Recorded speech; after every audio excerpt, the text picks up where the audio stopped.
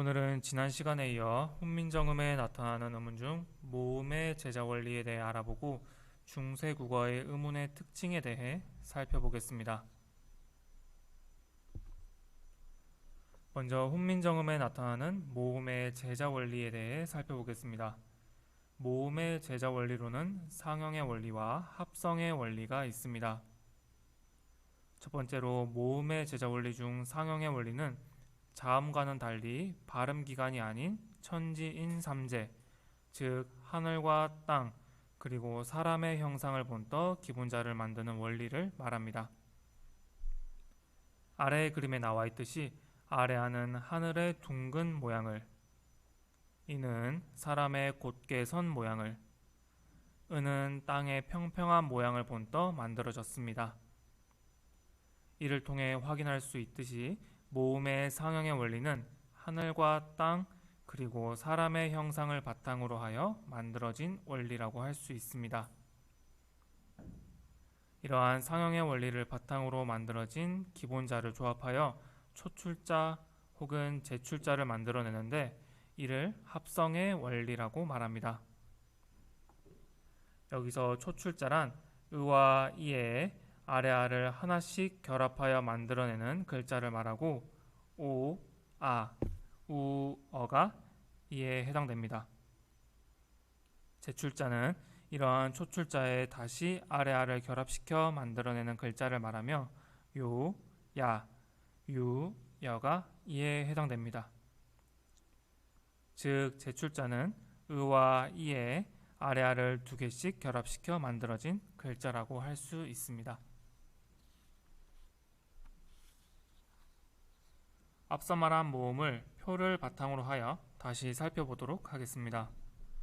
먼저 모음은 기본자인 아래아, 이, 을을 바탕으로 하여 초출자와 제출자를 만들게 됩니다.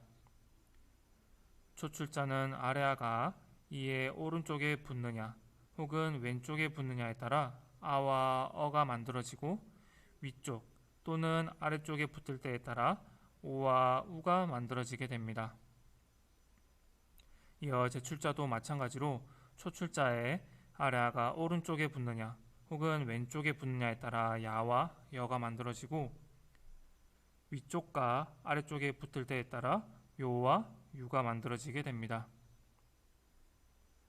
이와 같은 표를 통해 알 수 있듯이 중세 국어의 모음은 상형의 원리를 통해 만들어진 기본자를 바탕으로 하여 합성의 원리를 사용해 초출자와 제출자를 만들어냈음을 살펴볼 수 있습니다.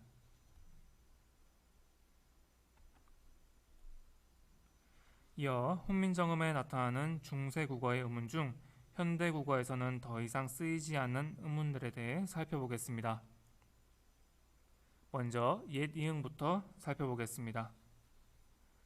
옛 이응은 현대의 받침인 이응과 소리가 같은데 현대와는 달리 음절의 첫머리에도 나타나는 특징을 보입니다. 이러한 옛 이응은 임진을 한 이후 소멸되었으며 이응으로 대체되어 사용되었습니다. 다음으로 여린이읒입니다. 여린이읒은 동국정운에서는 음운의 단위로 취급하였으나 당시 국어에서는 실질적인 음운은 아니었습니다. 따라서 초성 17글자에는 해당되는 음운이었으나 고유어의 초성에서는 사용되지 않았으며 한자어에서만 사용되었습니다. 고유어에서 사용될 때는 용언의 관형사형에 나타나는데 이는 홀배에서 확인할 수 있듯이 된소리 부호로 쓰여 실제 소리를 가지기보단 표기나 문법적 기능을 담당하였습니다. 세 번째로 반치음입니다. 반치음은 주로 울림소리 사이에서 쓰이는 음운입니다. 그러나 항상 울림소리 사이에서 나타나지는 않은 음운이며 대부분 16세기 전반부에 소멸되었으나 임진왜란 이후 완전히 소멸되었습니다. 네 번째로 순경음 비읍입니다. 순경음 비읍은 반치음과 마찬가지로 주로 울림소리 사이에서 쓰이는 음운입니다. 그러나 항상 울림소리 사이에서 나타나지는 않는 음운이며 세조 이후 소멸되었습니다. 마지막으로 아래아입니다. 아래아는 아와 오의 중간음에 해당되는 음운입니다. 첫 번째 음절에서는 아로 소리나며 두 번째 음절에서는 으로 소리나는 특징을 보입니다. 그러나 반드시 이러한 모습은 보이지 않습니다. 아레아는 그 음이 18세기 초반까지는 남아 있었으나 이후 소멸되었으며 1933년까지 표기되었지만 이후 사라지게 됩니다.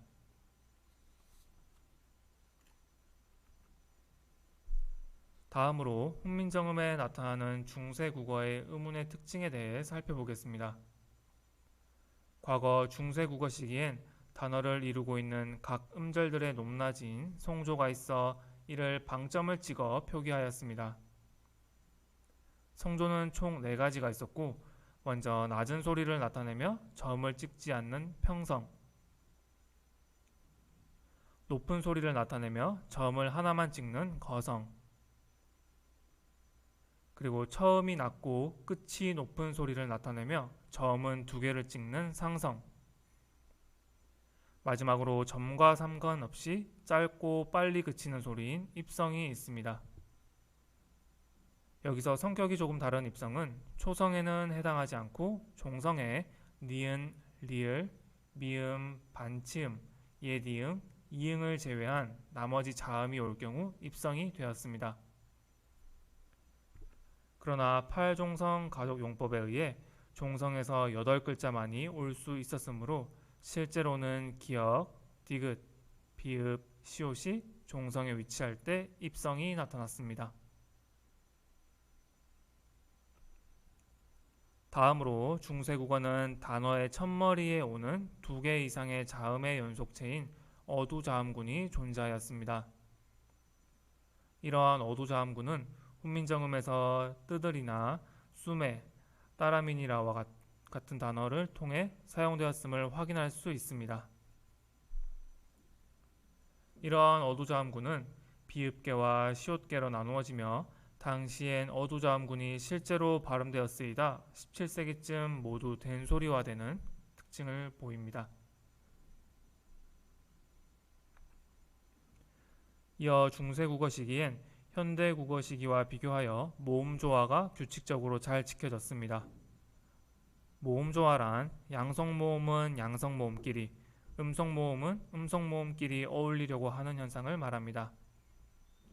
예를 들어 하여는 과거 중세국어 시기에 모음조화가 일어나 앞 음절의 양성모음인 아레아로 인해 뒤 음절에서 오늘날 쓰이는 음성모음인 여가 아닌 양성모음인 야가 사용되어 모음자가 적용된 모습을 확인할 수 있습니다. 다음으로 중세국어 시기엔 순음 뒤에서 으가 우로 변하는 현상인 원순모음화가 일어나지 않았습니다. 예를 들어 스물의 경우도 물이 음절 초성의 순음인 미음 뒤에서 으가 우로 바뀌지 않고 스물로 나타나는 모습을 통해 중세국어 시기엔 원순모음화가 일어나지 않는 특징을 확인할 수 있습니다.